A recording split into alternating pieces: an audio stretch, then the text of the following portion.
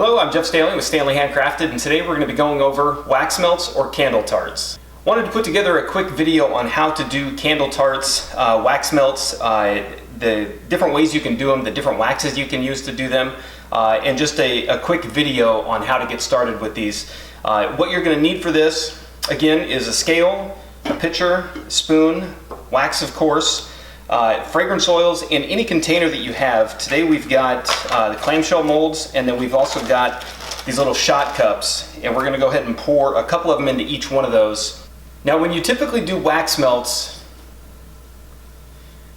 when you make wax melts, people typically use paraffin because it takes less wax to get a powerful scent out of it. Now you can absolutely use soy, parasoy, coconut wax. You can use any wax you want to make melts, but one of the biggest reasons people use paraffin is because it takes, or it doesn't take as much wax to get a strong scent. So if you're looking at one of these clamshells, these individual cubes, you could put one of these single cubes in a burner and it's going to fill a room pretty good. Whereas if you're doing soy, it's going to take probably 2 or 3 of these, sometimes even more, to get that same scent. But again, you can use any wax that you want to. The one that we're going to be using today is IGI 4625. Is a very good wax.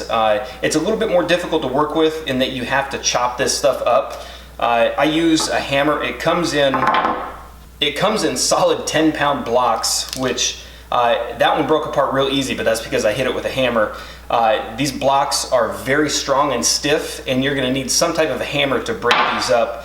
I usually take this out to the garage, put it in a box that I've got right here, and just kind of hammer away until it comes up in bits and pieces like this. Small enough to where you can weigh it out to 1 pound, 2 pounds, or whatever you're going to be melting.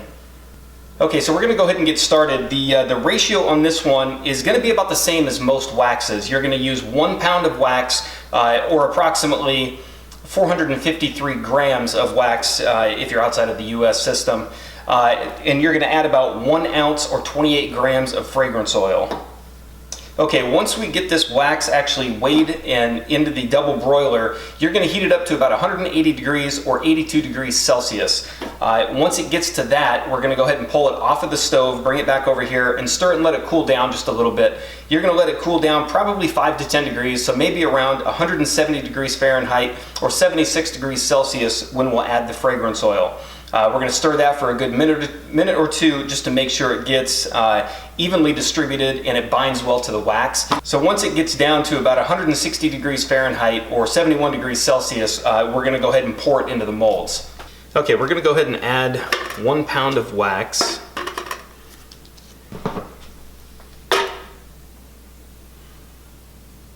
Just a little bit over on that, which is going to be fine. And we're going to go ahead and put that in the double broiler.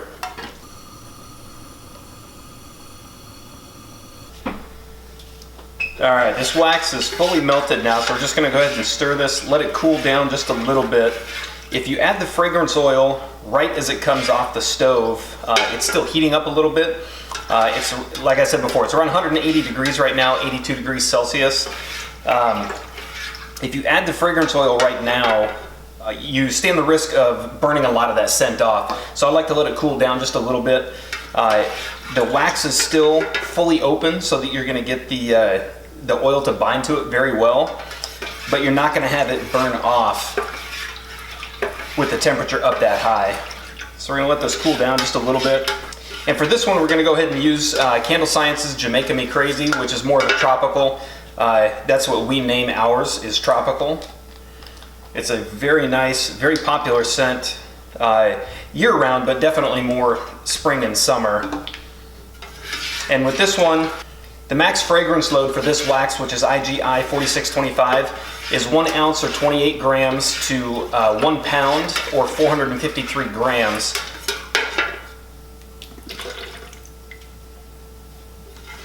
We're going to go ahead and stir that up just a little bit, let it cool down a little bit more. And the good thing about paraffin is it actually cools extremely fast, so you don't need to let this cool down to really low temperatures like you do with soy. So you give this a good stir for about a minute, and then we can go ahead and pour. And I'm going to do some of these in the clamshells. And I'm going to do some of these in the wax shots. And you don't need to worry about pouring too fast or too slow with these. You're not going to get a lot of dips with paraffin wax in a container this small, just because it is so small so that it doesn't contract as much. And the other thing that you want to be concerned about is getting the right type of plastic to put your candle melts in. It needs to be polypropylene. And it has to be it has to be rated for waxes. Otherwise, like if you were to throw these in a Ziploc bag, it would actually pull the scent right out of your melts. And that's it. We're going to go ahead and let those cool down a little bit.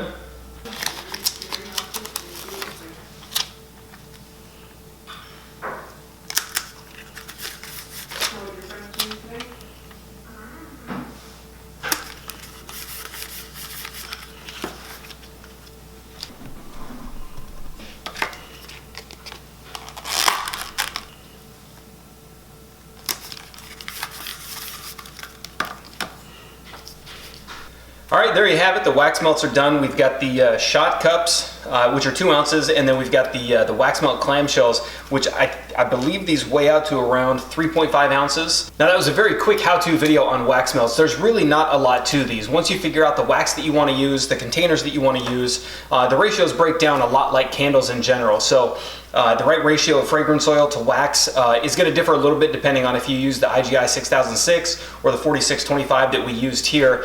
I will post links to everything that we used, the clamshells, the shots. I'll post links to everything that we used down below, the clamshells, the shot cups. I didn't use a thermometer on this one. I've been doing this a while now, so I know once the wax fully melts about the temperature that it's at. I let it cool for a minute or so. If you want to use a thermometer, it's a good idea just so you know and you can get that feel for everything. Now I will post a link to the thermometer that we normally use for this. I didn't use one today because I've been doing this for a little while, so I kind of know the temperatures when the wax fully melts, how long to pull it out and stir before I add the fragrance oil and before I pour. I would definitely in the beginning stages use the thermometer just so you can see what the wax looks like at the different temperatures. That way you know for future reference. If I skipped or glossed over anything, please let me know in the comments below. I do answer every single one of them. Send me a message on Instagram, Snapchat, the website, Facebook, anything like that. And I'll try to get back to you as quick as possible, usually very quick. I have a lot of people that reach out and ask for tips, advice, just random questions, so please don't hesitate to ask me anything. If the video was helpful, give it a thumbs up and please subscribe for more. And as usual, you can find us on Snapchat, Instagram. The website is stanleyhandcrafted.com, and again, I'll put all the links down below.